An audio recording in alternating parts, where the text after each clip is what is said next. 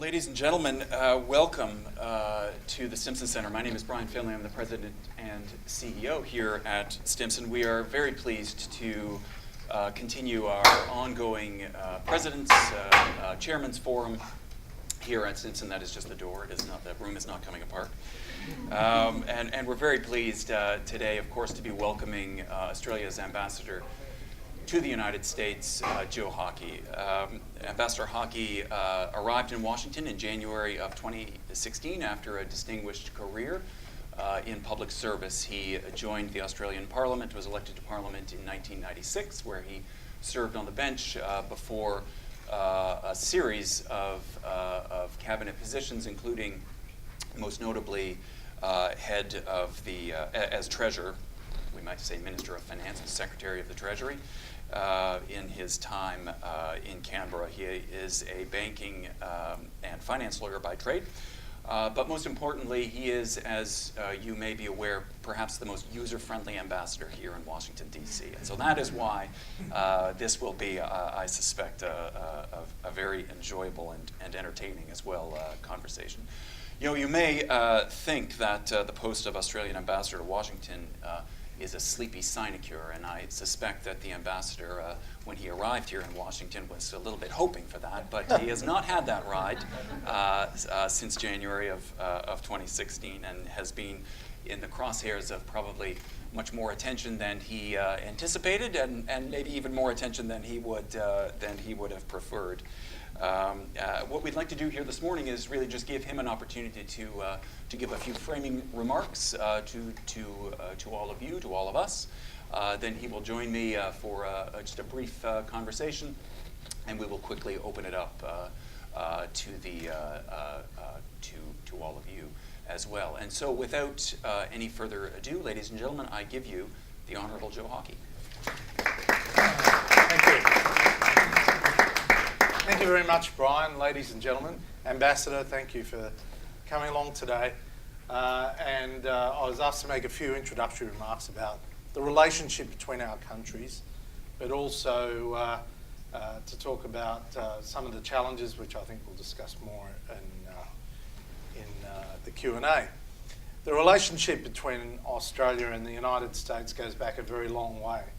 As the current president said, we were both born out of pretty similar circumstances. It's just that you guys came about 150 years before us. And the fact is we were both rebellious children of the British Empire, or whatever it was that was formed at that time. But from the same experiences, we have created diverse English-speaking multinational nations that have led to peoples that have tended to demand to be in control of their own destiny and to forge their own destiny rather than to have an excessive over-reliance on the gift of government. And of course, one of the early starts to our relationship was the gold rush in Australia. It was closely linked to the gold rush in California. And in fact, one of your presidents ran one of the most successful and still ongoing mines, Sons of Gwalia. Herbert Hoover was quite a cantankerous character, but obviously was a very determined character. And it was only after he had the deep experiences of mining in Western Australia that he was able to develop the skills that would accommodate the demands of being president of the United States in those days. The fact is that from a military perspective, we've been deeply engaged with the United States for 99 years. From the Battle of Hamel, which took place on the 4th of July in 1918, when 4 companies of American soldiers fought for the first time under a foreign general. And he was an Australian Jewish general, John Monash. And we're the only country on earth that has fought side by side with the United States in every single major conflict since that day. No other country has been there for all of those battles. But it's not just about being there at the military end, at the economic end. Of course, the United States is the largest investor in Australia. Without your capital and much of your innovation, so much of the landscape in Australia would not have been developed. And one trade agreement I'm sure will not be torn up is the agreement between Australia and the United States, because you have a $25 billion surplus in your favour. So it is, and that's fine by us, because the trade deficit we have with the United States helps us to have a significant trade surplus with China, because we have used much of the equipment that you manufacture and much of the investment you make to develop our vast resources. Australia has a population the size of Florida in a land that is virtually as large as the continental United States. So without huge amount of imported capital, we couldn't develop much of our industry. And so many businesses over the years, from Ford and General Motors, right through to a range of other businesses, have helped to develop what is now known as multinational and multilingual nation of Australia, with a huge number of companies with diverse interests. And each year, around 750,000 Americans visit Australia. It is still the most preferred travel destination for Americans in the world, if time and money were not to be considered, of course. But it is the most desired travel destination in the world for the American people. And more than 1 million Australians travel to the United States every year. So that helps to develop the cross-cultural links in the arts and the film industry. Many famous Australian actors, producers, directors, and technicians have engaged in the film industry, or on Broadway, or off Broadway, or in the arts more generally, the visual arts and dance and theatre. But it's also the case that our relationship spreads through the education sector. Literally hundreds of thousands of Australian students and American students study in each other's countries each year. Through to medical research, where there's a tremendous cross-collaboration in a range of different areas, from cancer research right through to diabetes research and so on. There is a huge amount of collaboration. In space exploration, we are very active partners. In fact, it was the dish just outside of Canberra that received the first signals from Neil Armstrong's landing on the moon all those years ago, and was able to beam it across to the United States into the homes of so many Americans and so many people around the world. And at a military level, as I said, it is still ongoing. Today we have military personnel in 31 US states. 31 US states.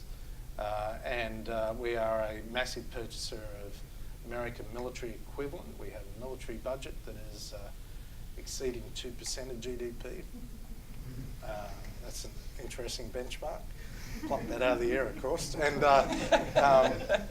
but we also, we're second biggest external purchaser of the Joint Strike Fighter, and we have a deep engagement with the Marines, running a rotation out of Northern Australia as a result of President Obama's visit a few years ago and the deeper engagement in our region. And at an intelligence level, we are obviously one of the Five Eyes partners of the United States. And it's been reported in the past that Australia has been identified as the country that has the most interactions with the US intelligence agencies of any country in the world, even including our great friends in Britain. So that's very real, and it's continuing. And so given that we've got an economic relationship, a trade relationship, a people-to-people relationship, a cultural relationship, it's not an accident of history that we are very much aligned with the values that are represented by everyday Americans. Some things we will disagree on. Gun laws is something we disagree on. There are some attitudes that Americans have that we don't share. Similarly, there are some attitudes we have that certainly Americans don't share. But the things that carry relationships beyond individual generations come down to shared values. And it's one thing to be an ally, it's another thing to be a mate. And from our perspective, a mateship or being a buddy is based on shared values. And that's displayed time and time again. It means that you have a level of tolerance for each other, a level of honesty with each other that endures no matter what happens or where it happens. And that's been a great strength of our relationship, and that's one of the reasons why I was so happy to be asked by the Prime Minister to come to Washington. Because in many ways, it's about reaffirming the relationship, not taking it for granted, but reaffirming it, and also helping where help is needed, providing advice where it's requested, giving advice sometimes where it's not wanted. That's the strength of the relationship and will continue to be so. So Brian, thank you for having me at the Stimson Center. There's a number of people here that I'm sure have very interesting questions as well as your own. I'm happy to be able to support your work. And thank you to Stimson for so much of the collaboration that is done with the Australian government over quite a considerable period of time, from work of mutual interest and benefit at the United Nations right through to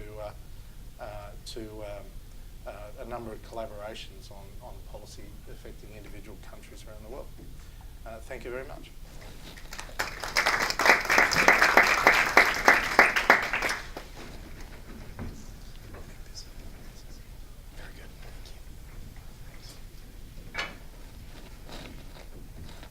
So, Ambassador, thank you for that again, and for joining us. As I mentioned at the outset, you've had a bit of a tumultuous ride here in Washington since you. It's easier than the last ride I had. Maybe that's right. All right, but what a terrible job you have. It's a terrible job you have.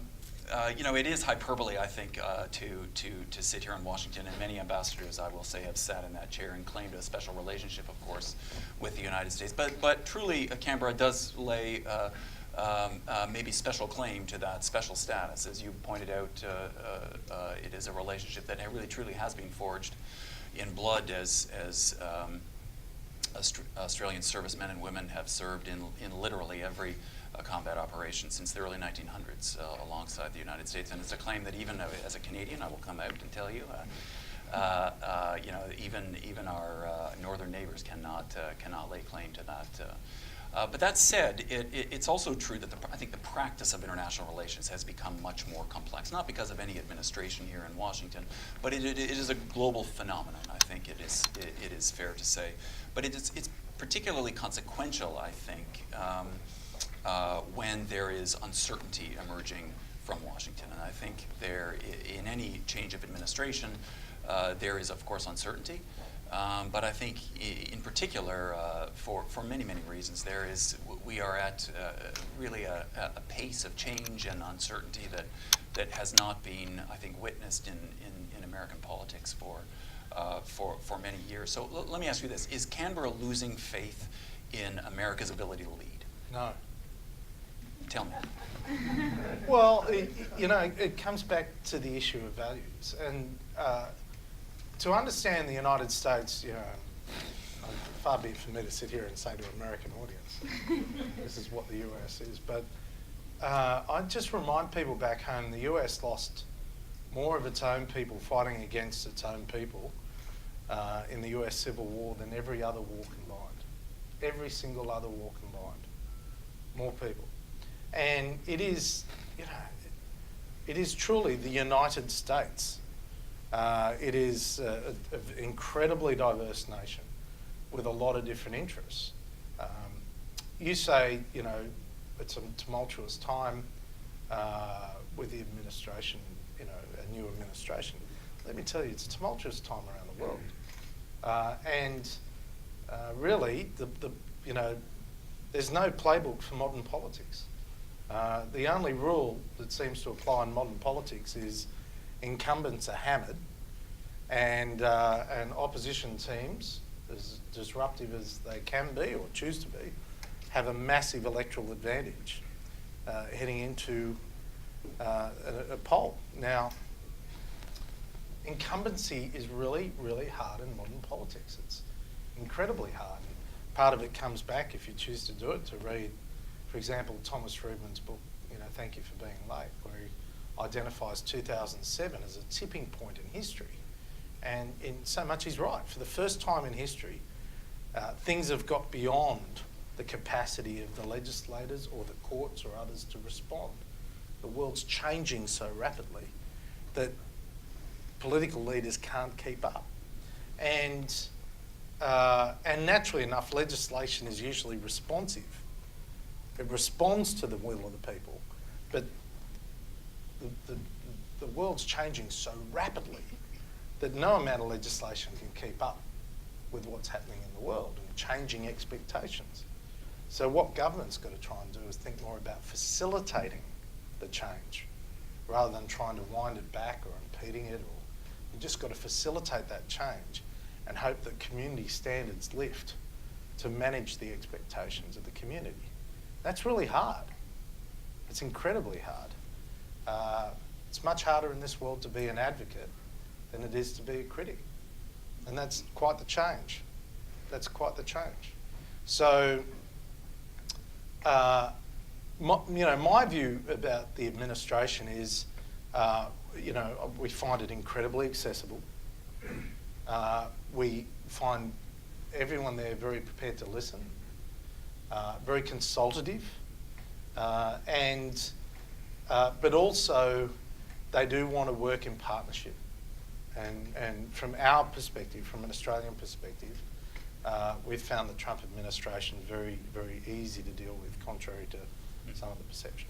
So let me ask you this, to be a little bit more specific, in the Asia-Pacific region. Let's think about policy. In the last administration, we heard a lot of rhetoric, and we can debate as to whether there was any there about the Asia pivot, and much of the, at least political attention, was certainly focused in your backyard.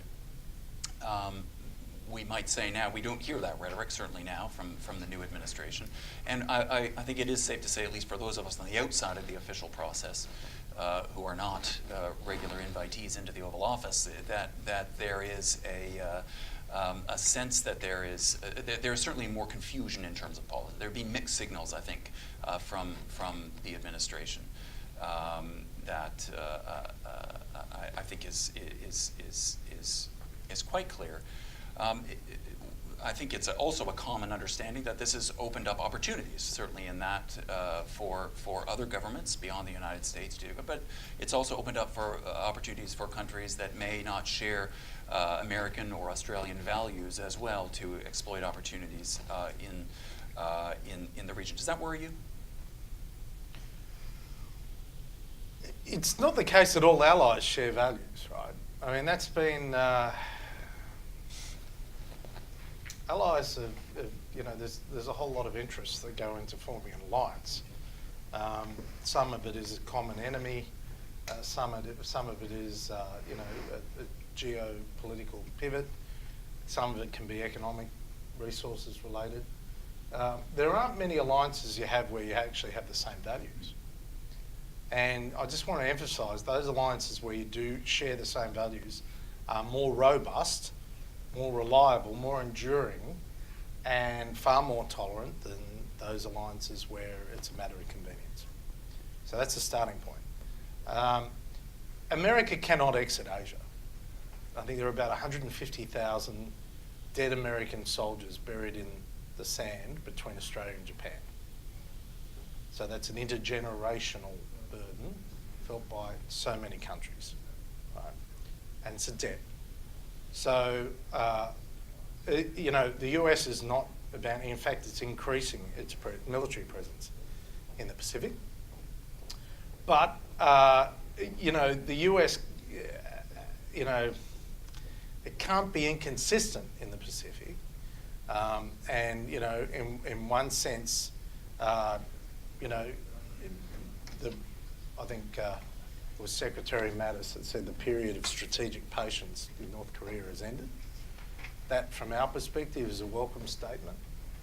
I mean, for too long, everyone was trying to wait them out, and it didn't work. Failed quite miserably, and now we're on the threshold of them having the capacity not only to hit the United States, but to hit Australia as well. It should never have got to that point. And the South China Sea should never have got to the point where it's at the moment either, where there was lots of rhetoric and proper processes, but China has expanded its reach in that region. There's no argument about that. So, in order, the US, we want the US engaged in the Asia region. They are engaged in the Asia Pacific region because they have to be. It's the fastest growing region, not only in the world, but arguably in the history of humanity. And there are 500 million people in the middle class in the Asia Pacific region today. In 14 years, it'll be 2 billion. Right? So the demand for what America produces, the demand for what Australia produces, is going to rise dramatically. And they want what we have. They want freedom. They want opportunity to engage in enterprise. They want better quality health care. They want better quality education. They want better quality air. They want bigger homes, nicer cars, to be able to invest for their own security when they retire. And that's the fundamental point. That's the strength of the US and Australia and a number of other countries in not only Asia Pacific but around the world. I mean, America has had the only empire in the history of humanity that people have wanted to join. A lot of, imperial powers, if you can use that term very broadly, have invaded other countries to spread their values. And you go through the history from Rome Greece right through, right?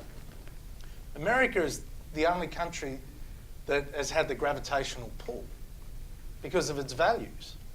That people actually want to sign up. Vietnam, for example, wants to become a part through, and it was through TPP, right? And Vietnam was saying, we're there. And you're at war. We were at war with Vietnam not that long ago. And yet they want to come and join. Why? Because they want to share those values. They're not at the same point. They haven't got wholly open economy and wholly, freedom of speech and democracy necessarily, but they want to they're heading in that direction. So it's a values-based leadership. And America is reluctant at times. It's shown by its reluctance to get into World War I and its reluctance to get into World War II. And it is a reluctant global leader. And you can understand that because there's been enormous sacrifices by the American people to have that global leadership role. But it can't walk, if America walks away from its values, then that's when it walks away from its global leadership. But because America is not walking away from its values, in my view, it is not walking away from its values. Therefore, it is, whether it likes it or not, is going to remain the global leader. So America is walking away from TPP, and it is walking away from Paris. Mm-hmm. And what does that tell you? Does that suggest to you that that it is more than a reluctance? That is, the international community may want to be on our island. The America chooses to be on an island unto itself. What does that mean? How do you explain that to Canada? Well, I don't see it as a move towards isolationism, because the US at a citizen-to-citizen level, as a business-to-business level, at an NGO-to-NGO level, is too integrated in the world, much more so than when it's gone through previous periods of isolationism. It's more a reflection of the diversity of views in the United States. We were incredibly disappointed with the US not signing up to TPP. And we were very strong advocates with a number of our friends for the TPP because it set benchmarks for the Asia Pacific region, the fastest growing region in the world, that others weren't setting. So, and that was to the great advantage of those that adhere to a rules-based order and benchmarks and standards. So we don't agree with that. We don't agree with the United States pulling out of Paris. We're not pulling out of Paris. We strongly support, the Paris Agreement, and we disagree in that space. But there are other areas where we do agree, and the fact that the US is asking NATO to step up to increase its financial commitment to military spending, we strongly support. The fact that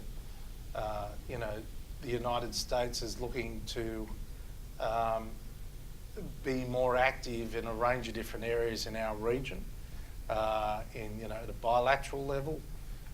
The relationship with Japan is very close, and the new administration extremely close.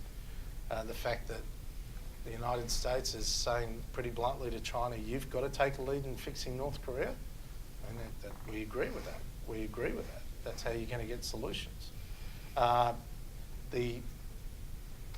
Very active on the ground partnering with the United States, Australia and other countries to try and prevent the spread of an influence of Daesh in our region, particularly through returning fighters,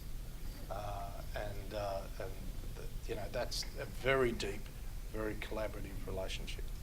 And of course, American companies, businesses, are massively engaged throughout our region, from obviously Facebook and Apple right through to a whole lot of advisory firms, manufacturers and others.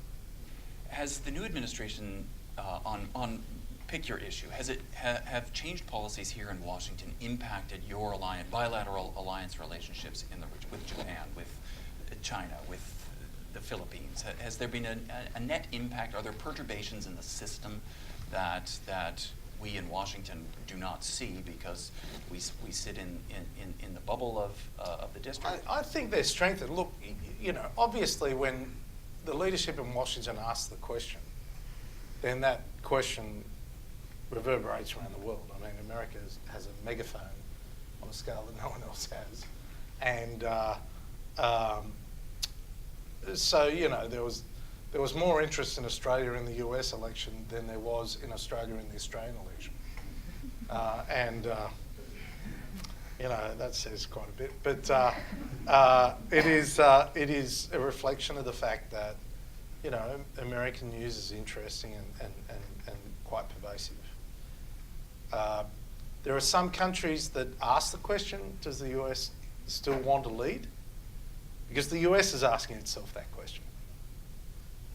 Pretty reasonable. From our perspective, we've only seen a strengthening in the relationship with, key allies like Japan, India, and Indonesia and Singapore and Malaysia and, a range of other countries. South Korea, I see that new president of South Korea has sent an special envoy to Australia today, and I think the second country was India today, just overnight, determined to strengthen ties. And what's happened is the US has said, hang on, we're questioning how active you want to be leading the world. Other countries have had to step up. So you now see a real opportunity for Europe to take more of a leadership role. You're starting to see countries in Asia say, well, okay, we just can't rely on America for everything. We've got to take more of a leadership role. And I see that as a good thing because it helps to balance the world out a bit more. Could it be a bad thing? Well, it's a bad thing if it ends up in kinetic activity between various protagonists. But I just don't see any movement to that space. I mean, the President of the United States and the President of China are working collaboratively to try and contain and heavily influence North Korea's direction. This is a damn good thing, right? I mean, it's really important. And the Europeans are taking more of a role in dealing with Russia than simply leaving it all to the United States. The Saudis and others are taking more of a leadership role in the Middle East, more prominent role, including standing up to some of their own who have been actively, arguably, supporting terrorism. So this is a good thing. People are starting to take more control of their own destiny rather than simply always defaulting to the United States, asking, Debbie who lives in Des Moines, Iowa, or Barry that lives in Baltimore to do the heavy lifting for other people around the world. So let me end on a bit of a softball for you and ask you. You've mentioned the South China Sea. You've mentioned it's an American term. We don't understand these things, Ambassador. You've mentioned the South China Sea. You've mentioned North Korea. What are the things that occupy your brain in the international security space? What are the three biggest challenges that you see to U.S. and Australian interests as we move forward? Well, the most significant immediate threat's North Korea, and then I wouldn't like to prioritise them, but and certainly not prioritising them in terms of importance, but they're the ones that you think and about the most. And then the second would be unquestionably the Middle East. Australia has, I see my good friend, the ambassador for Iraq here as well, who's, I don't want to be too effusive, I don't want to upset him, but who's a terrific advocate and representative of Iraq. And we're very concerned that we get Iraq, Afghanistan, that theatre right in partnership with the locals. That's hugely important. We have about the third biggest military presence in Iraq, and we've been there the whole time. Afghanistan with the United States has been our longest war, and we're still there in Afghanistan. So they are very challenging issues. And then, of course, the third is the threat of terrorism. And we've got returning fighters from the Middle East, which is a real challenge in our region. And we're working very collaboratively with our great friends in Indonesia, which is the biggest Islamic country in the world. So we're working very collaboratively with them, as we are with Malaysia, with the Philippines, to address the challenge of terrorism. There's a very real risk that Asia, Southeast Asia and Asia could become the next massive terrorist hotspot for the world if we don't get it right now. And it's what we're working on.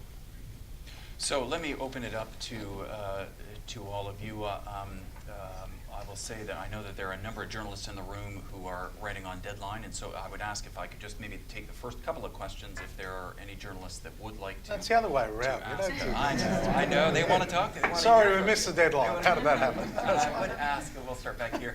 I would ask you just to identify yourself as a courtesy to the ambassador. Thank you. Yeah, we're well past deadline actually, but anyway, I'll take the opportunity. Ambassador, I wanted to ask you, as the Cameron Stewart from the Australian newspaper, wanted to ask you, the administration here is of course mulling its choices on the infrastructure package. There has been some speculation in the media that they might look at asset recycling. You're more or less the father of asset recycling in Australia. What lessons do you think could be learnt from that? Do you think it would be something that might be useful to the administration? Secondly, on the bilateral story of the day, which I can't really ignore, Malcolm Turnbull's comments, tongue-in-cheek mocking of Donald Trump. Do you think that they were appropriate, and do you think that they may cause offence? Have you had any reaction on them? No, I think, no, the administration hasn't rung us up, and I haven't been hauled into the White House and been sent back to Australia, so far as I'm aware. And although I saw a series of black cars outside. But no, quite seriously, I think people see it in context, and that's exactly what the American Embassy in Australia said. We have the equivalent of a White House correspondence dinner, and or the Catholic Archdiocese in New York dinner, where there's a bit of self-deprecation, a bit of roasting, but in Australia it had always been behind closed doors, and unfortunately for the first time in I think 20 years it was reported on, and of course the comments were taken completely out of context, which is very disappointing. So but I think no, there's been no reaction that I'm aware of.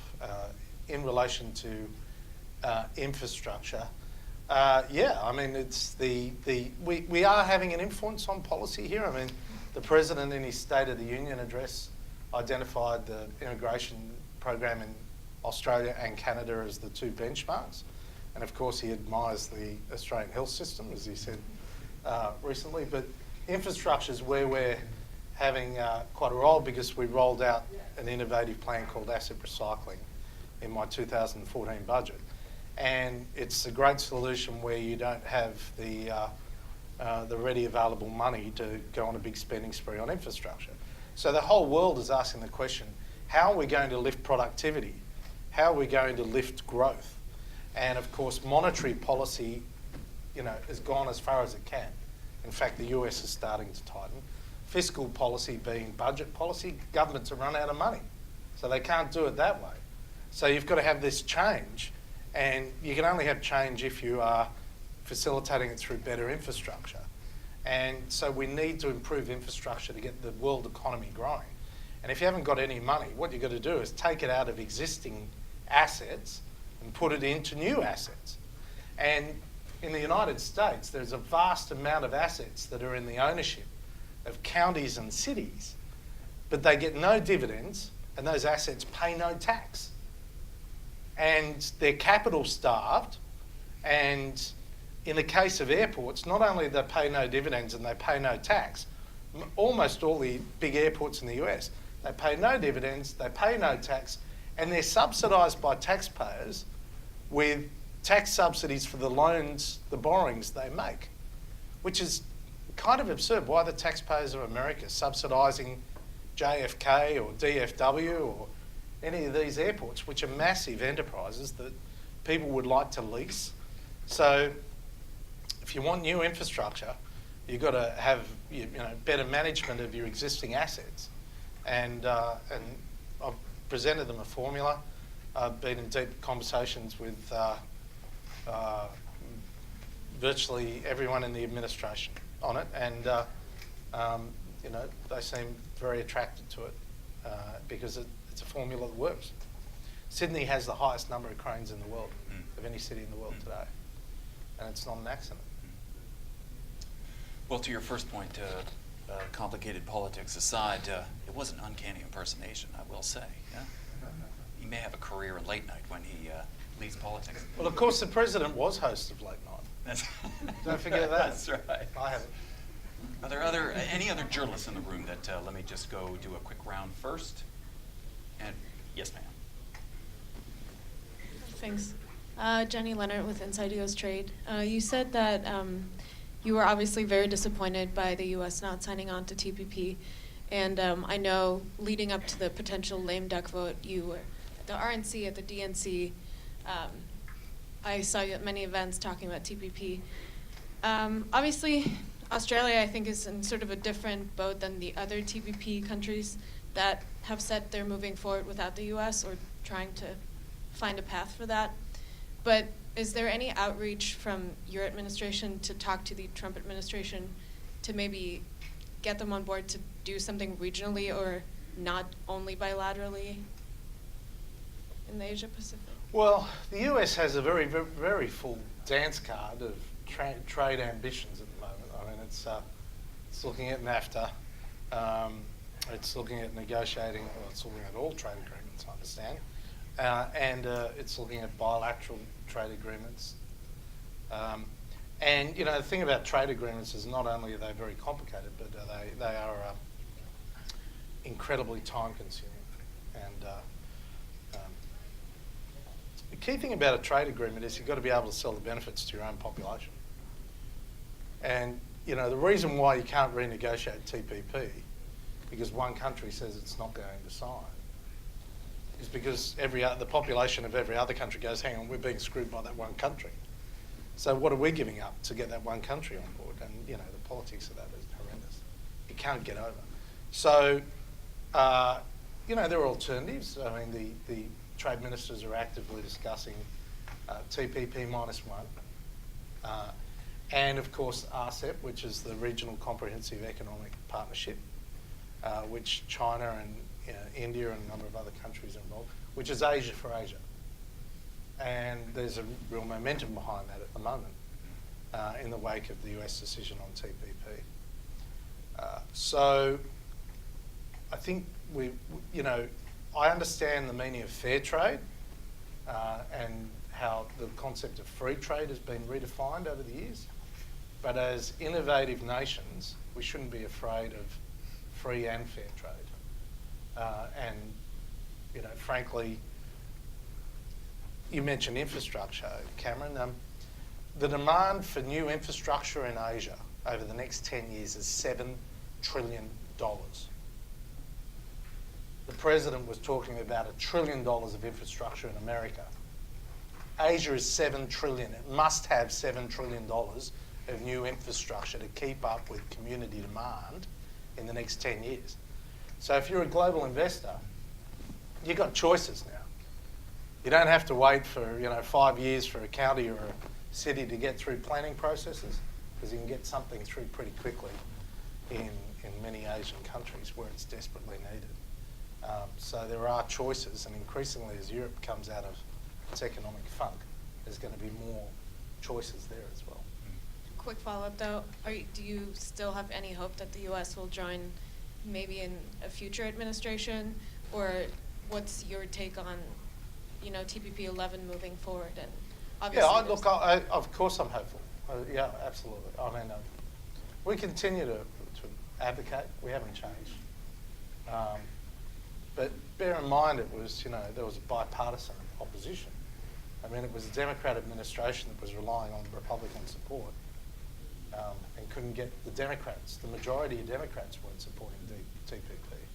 So, a change of administration isn't necessarily going to deliver it. I mean, ultimately people sign up to trade agreements out of self-interest. So we're going to show that being part of the Asian story is really attractive for the United States people. Ma'am, we're going to bring you a microphone. Hello, Ambassador. You're right. Marisa Lino with Northrop Grumman. Within the last several weeks, we had the first OSMIN in this administration, and you would have been part of the last administration's last OSMIN. I'm not asking you to compare the two, but would you say there are any particular highlights from this OSMIN in terms of outcomes that you would like to point to? Share. No. No, because it's meant to be a classified discussion. I wasn't at the last OSMIN because there wasn't one held in the election year, but my predecessor Kim Beazley was. But for those that had been at, but they said this was really good. And look, Secretary Tillerson said to me he thought it was terrific, as did Secretary Mattis. So it was great at our end as well. There were, a lot of detailed discussions about, the predictable issues: North Korea, terrorism, South China Sea, Iraq, Afghanistan, foreign policy challenges in the region, and we offered some proposals, which were of great interest. They offered some proposals to us. And it was a really productive, meeting back in Sydney. Nice try. It was a good try. It was an A for effort. Yeah, no, it's a good effort. No. I am David Smith of The Guardian. You said you don't think America is walking away from its values, but what do you make of the perception, at least, that the president is really favouring countries such as China, the Philippines, Egypt, others that are seen as inimical to human rights, and actually falling out of love with the liberal democracies of Europe and maybe even Australia? I don't think he's falling out of love. I think he's got a lot of love to give at the moment. And, look, the president's taking a results-oriented approach to international affairs. But I just say again that the alliances that truly matter are the ones based on shared values. They're the enduring ones. Leaders come and go everywhere, and we've seen that. But it's when you have the people-to-people relationships that it really matters. And there's been a lot of times in history that presidents have reached out to countries that might not have shared values. but in the national interest of the United States or the national interest of Australia or anything else, they might choose to do that. But it's certainly not the basis upon which you build lasting relationships.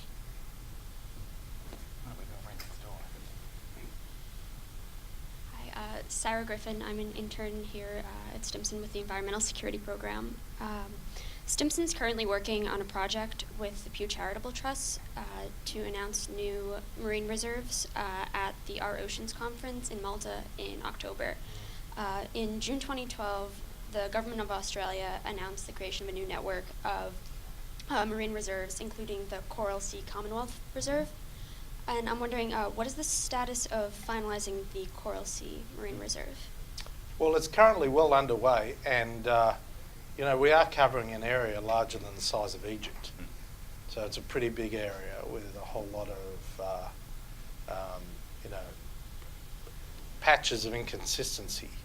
Our plan is to try and have the overarching plan together by October. We might struggle to get to that particular date, but there's a tremendous amount of work that's gone into it. So we have a deep and abiding interest for not only environmental but for economic reasons to ensure that we protect our environment. And the Great Barrier Reef, for example, the largest living organism in the world, stretches, I think, 2,000 kilometres, and it's a huge tourist venue, and we've managed it very carefully for years. I've done a lot of scuba diving on the Great Barrier Reef, and you can see where it's, a lot of the negative impact on the reef has come not from human contribution, but just through climate change, through cyclones, through a range of other life cycles, and we're doing our very best and spending a lot of money doing our best to maintain and improve the quality of Barrier Reef. So it is safe to say that the Prime Minister does believe in climate change. Huh? Our Prime Minister, yeah, well, Yeah. all of our Prime Ministers have. You got the last Prime Minister. Hi, I'm Rachel Carrillo. I'm with the United Nations Association of Boulder, Colorado. But you mentioned the rise of terrorism and I believe human trafficking in Southeast Asia, and that's one of the major drivers climate change is actually one of the major drivers of migration and communities being vulnerable to exploitation like human trafficking that compounds the migration issues. So I'm wondering if you could speak a little more to what you meant about Southeast Asia and rising terrorism and the context of migration and the work that Australia is doing in light of the recent Manus refugee, I guess, Sure. payout is the best way to put it. So there are a few issues there, and then they're in part related.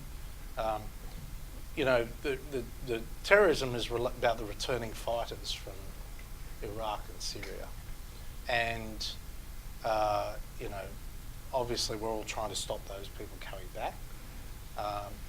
There are also a large number of convicted terrorists that are on the fringe of being released from jails after having served their term in Indonesia and a number of other countries. And so we're working very closely with those governments to try and help to prevent those people causing harm to communities. Now, places like the south of the Philippines, some other places in the region have very active terrorist cells. We are working incredibly closely with the governments to try and make sure they are extinguished. In relation to climate change is having a significant impact in the Pacific, there's no argument about that. In particular, we have refocused our foreign aid program to help most in the Pacific, and part of that is about helping to address or mitigate some of the impact of climate change. At a macro level, Australia is still obviously very committed to Paris and the targets. At a micro level, we're doing a lot in the region and in our own country about CO2 emissions. In relation to migration generally, Look, the best... I'm the son of a Palestinian refugee to Australia. You know, and it was almost inconceivable that someone could end up as a treasurer of Australia or ambassador to Washington, you know. And I'm very proud of my heritage. He came as a refugee in 1948. And Australia, like the United States, is very multinational. People come from all corners of the earth, and we're a very, very embracing nation, as you are. No doubt about it. But the big issue for us, and I think increasingly in the United States, is you've got to control your borders. Because that's the way you can maintain public confidence in the immigration program. And Australia has been very strong, and it is bipartisan, very strong on ensuring that our borders are not breached by people claiming to be refugees, when in fact they are not, or are cherry-picking our nation out of others when they've transited through a number of other nations to claim refugee status in Australia. And we've been very strong. And we would not, Australians, the population of Australia would not cop seeing footage of children floating in the ocean above our nation, to the north of our nation, as has happened in the Mediterranean. Australians said no. And we had to do what we had to do to stop those boats coming, and there are no more deaths at sea, because they're not coming. Now that was, you know, from some people's perspective, ugly politics, from others' perspective, inhumane.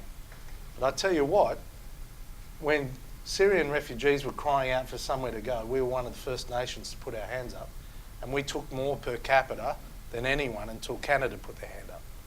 And we were able to do that with the full support of the Australian people. And we were able to run an immigration program of around 1% of population on a really regular basis without massive public debate in Australia. And we're able to do that because Australians know that we are able to control who comes to Australia and the circumstances under which they come. And we make no apologies for that. And I can understand, you know, in the United States, if we had the equivalent of 10 or 20 million people in the community who had no papers, who had no identification, if we had the equivalent of that, the Australian people would be ropeable. And you know, I can understand the debate here. It doesn't mean you're a heartless people. Don't build yourselves up about it. It's just, you know, the fact is people do want to control their borders. People want to control, you know, the who comes into their home. It's a natural human instinct everywhere in the world. Doesn't mean we're less compassionate. So, Ambassador, your colleagues are going to be upset with me because I'm going to wreck your schedule. But there are many questions. I wonder if we could squeeze one last one last one in. Why don't we go here? Hello, Ambassador. To a related question to that, a couple of forces that play into your view of the future, perhaps. The declining cost of fossil fuels in the Middle East and the rapidly growing emphasis on knowledge-based economies.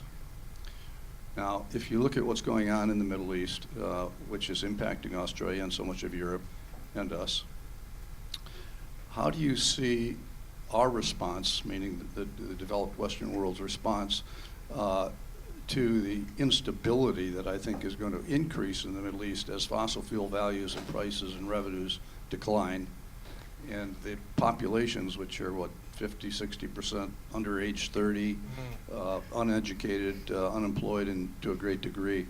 What do you see going forward 5, 10, 15 years from now? Well, you know, that's a huge question. In relation to, for example, oil, you know, I asked one CEO of a major global energy company last night at dinner, you know, we used to talk about peak supply of oil. Now we're talking about peak demand. So the question is, what is peak demand? And one hand, he says, look, the one scenario is 2023 and the outer scenario is 2070. So, you know, but battery technology is moving quickly, but not as quickly as some think. You know, obviously, electric cars are changing the demand cycle, but also energy supply generally. And of course, the Middle East has a hell of a lot of gas. In fact, Australia will probably pass Qatar as the biggest supplier of liquid gas in the world this year. But the Middle East has a huge amount of gas. And so its capacity to supply energy to not only Europe, but also, I think, much bigger market even is Asia, is still very significant and will continue for a while. So I don't see, you know, I mean, we're the biggest exporter of coal in the world, even though China's the biggest miner. The US is the second biggest. We're the biggest exporter, just past Indonesia, and that's because we have a quality of coal that no one's found a substitute for, particularly in the manufacturing of steel and a range of other things. So, you know, I don't see that energy supply equation having any immediate impact on the Middle East. The fundamental challenge in the Middle East is a lot of countries, you know, haven't ever felt comfortable with people drawing a line on a map saying this is my part of the land, this is your part of the land. I mean, the Middle East, like Africa, like Australia, like many other, you know, regions, continents, there are tribes that travel across borders, and there are fierce tribal loyalties, there are fierce community loyalties. It's just not easy to solve within the parameters of modern definitions of what a country is, or modern definitions of what relationships and allies are.